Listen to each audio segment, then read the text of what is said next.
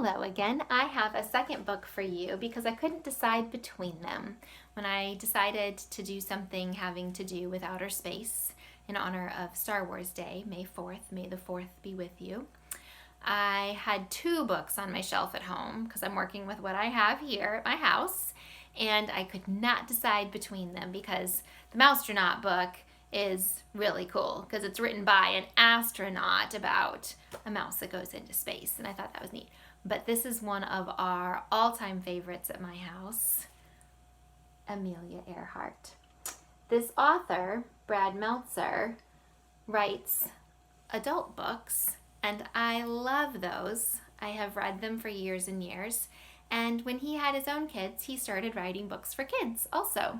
And this series takes people that have done something amazing. They started out as a kid, just like my boys and girls in the library at school.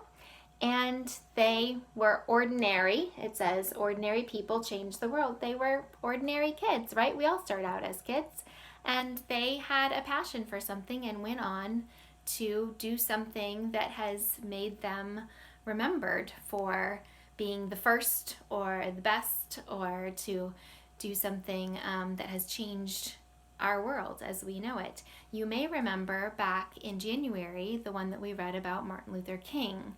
And remember, it talked about when he was a boy and the things that he did, and as he grew up, how he made a huge difference in the way people were treated and the way people looked at being fair and treating people nicely. So this one is called I Am Amelia Earhart.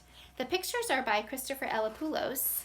He has turned these people into a cartoon character, and they do look a little silly because the heads are really big, and throughout the whole story they look the same. So even when they're a kid and when they're grown up, they still look the same. I Am Amelia Earhart. When I was little, people told me that girls should wear dresses and play with dolls. They said we shouldn't have unladylike adventures. I didn't agree.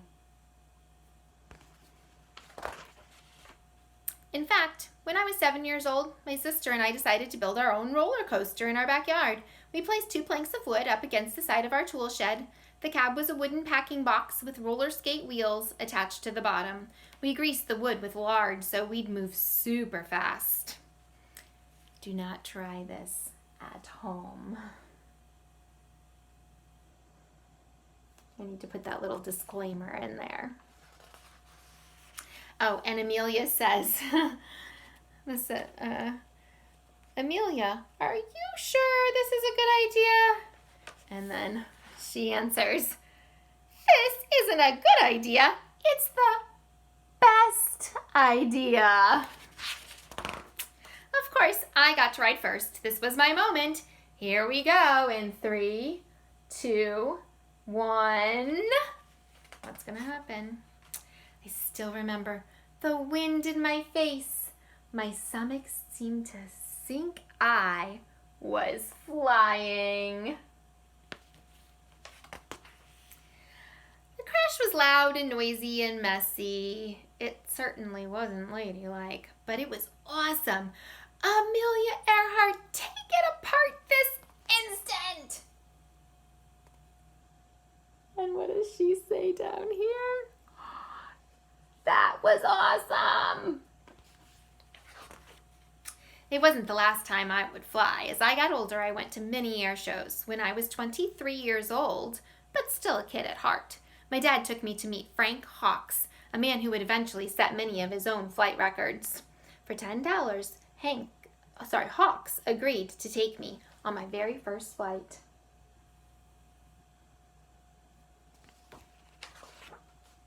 For 10 minutes, we flew through the sky and out over the Pacific Ocean. By the time I was 200 or 300 feet off the ground, I knew one thing. I had to fly.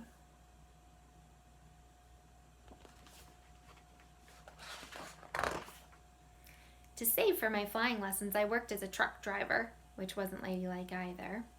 A stenographer, which is a fancy schmancy word for someone who writes down what people say, and even a photographer.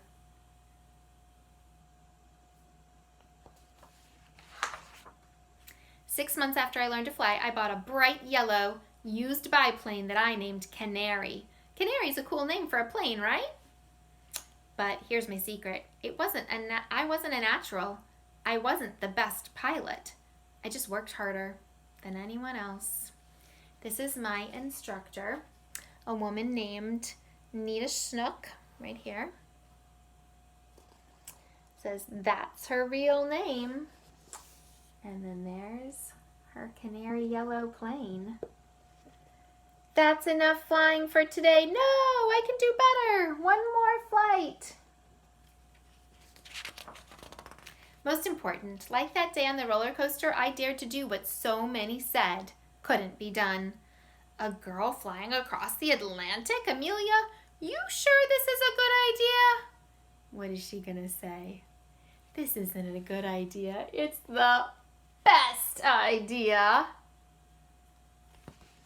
I became the first woman to fly across the Atlantic Ocean, and then the first woman to fly by myself across the Atlantic. Back then, people took boats to get to Europe, sailing for weeks. Planes were still a new thing. In fact, on the day I took off, one magazine ran an article that said women would never be able to fly that far.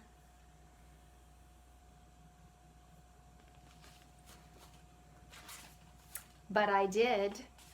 To do it, I had to fly for 14 hours and 56 minutes with no rest, no break. Sometimes the sun was so blinding I could barely see where I was going. In the process, I also broke the record for crossing the ocean in the shortest time, doing it faster than any man or woman ever. This is awesome!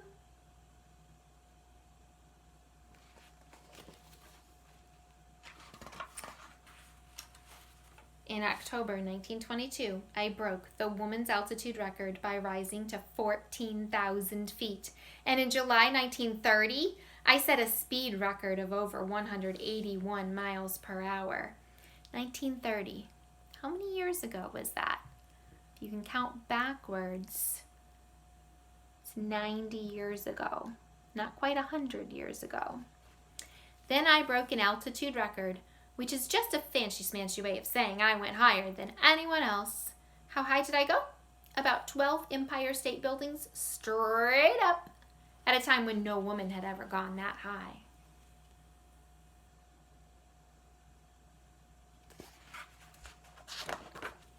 In my life, I took many flights. Every single time, there was someone who said that I wouldn't be able to do it.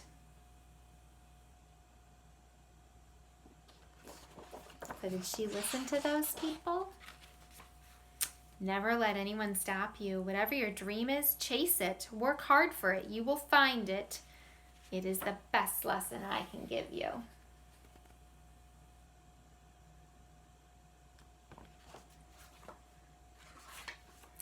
I am Amelia Earhart. I know no bounds, and I hope you'll remember that the greatest flight you'll ever take is the one no one has tried before. They had a parade for her. And did you notice? Look at this little detail. Her name's Amelia Earhart. She's got a little heart on her sweater. Never interrupt someone doing what you said couldn't be done. Famous quote by her. That's a real picture of Amelia. And here's some more real pictures.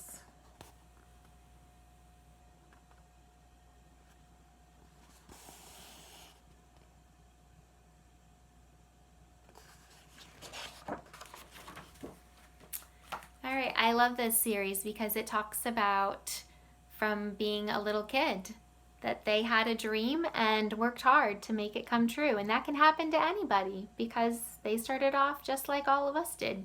Going to elementary school and figuring out what it was that they loved to do and then working really, really hard to make it happen. She said she wasn't a natural. It didn't come easy to her to start with, but she tried and tried and tried and practiced and practiced and practiced and became the best at her time. Pretty exciting. All right, my friends, I have some activities that I'm going to post that have to do with things that fly as well, so look out for those.